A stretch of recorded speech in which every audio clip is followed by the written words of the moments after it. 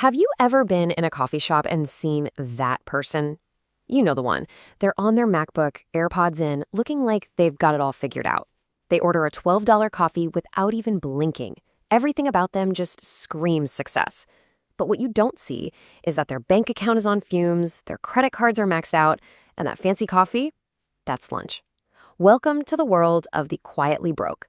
And this quote right here, it just hits the nail on the head. This is the core idea behind a huge phenomenon that's affecting an entire generation. It's not just about showing off, it's about putting on a performance, what some are calling financial theater, because the old rules for getting ahead just don't seem to work anymore.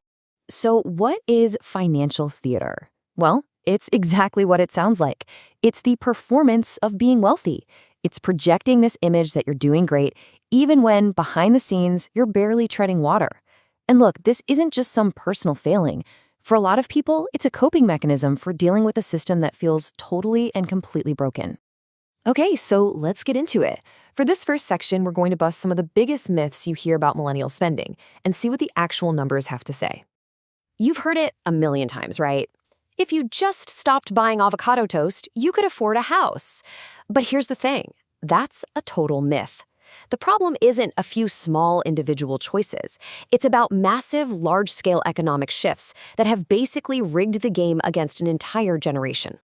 And if you need proof, just look at this number. 60%. That's the increase in financial anxiety among workers in just a single year. That's not a slow burn. That's like falling off a financial cliff. It's fueled by all the uncertainty we've seen, plus runaway inflation. This shows this is a widespread crisis, not just a bunch of people who are bad with money. So, why is all this happening? Well, the sources we looked at point to three huge economic headwinds, three major financial traps that have completely changed how you're supposed to build wealth in this country. This chart really spells out the first trap, the housing lockout.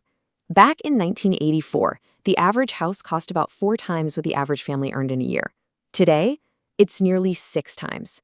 It's kind of like our parents' generation got to play the game on easy mode, while today's generation is stuck on the hardest difficulty setting with no cheat codes.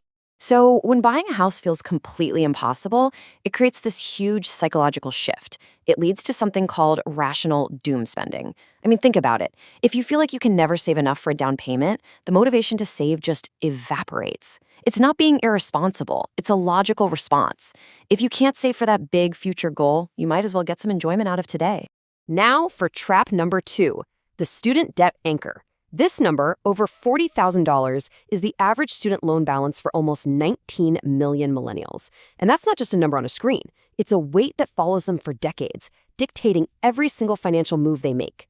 For so many, that education didn't pay off. It just became a permanent financial chain. And the damage isn't just about the monthly payments. It's about putting your entire life on hold. Over half of people with student debt have delayed huge life milestones. We're talking about buying homes, buying cars, starting businesses, even starting a family. The very thing that was supposed to guarantee success has turned into the biggest barrier to actually living your life. And that brings us to trap number 3, the unstable income landscape. The whole gig economy was sold to us as this amazing revolution in freedom and flexibility. But the reality for millions of people? It's just constant instability. No benefits, no job security, and an income that goes up and down like a yo-yo. It's impossible to plan for the future. I mean, this quote says it all. A single surprise bill can cause a total financial disaster. Now, you might be thinking, okay, but what if you do everything right and land a traditional high-paying job?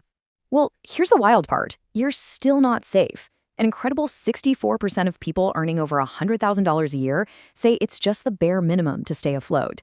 And this isn't about them buying fancy cars. It's about the soaring cost of basic necessities, just eating away at what used to be a really good income. So when you start to put all these pieces together, all these traps, the picture that emerges isn't one of individual failure. It's a picture of an economic game that feels fundamentally rigged, all driven by massive forces way outside of our control. This chart really shows you what we're talking about. This is the wealth gap between generations, and it is staggering. Baby boomers control over half of all the wealth in the United States. So what that means is that young people trying to buy a house aren't just competing with each other. They're competing with a generation that can often just walk in and pay with cash. This is exactly why the old financial advice just doesn't work anymore. The playbook is totally obsolete. That high-yield savings account your parents used to actually build wealth, today it pretty much guarantees you lose money to inflation. You're told to save 15% for retirement, but how are you supposed to do that when rent alone takes up 40% of your income? The fundamental math just doesn't add up anymore. So, what does this all lead to? What happens when a generation is caught in this trap?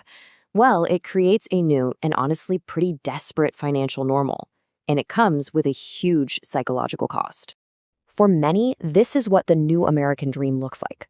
A whole generation has been so priced out of the housing market that 41% say they are willing to buy a home with asbestos. Over half would take on a major fixer-upper that they probably can't even afford to fix. Let's be clear. These are not quirky lifestyle choices.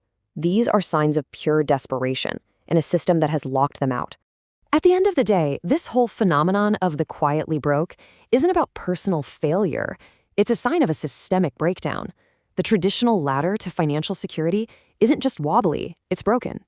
And yet, we still blame people for not being able to climb it. So that leaves us all with one fundamental question. When the old path is gone, what comes next?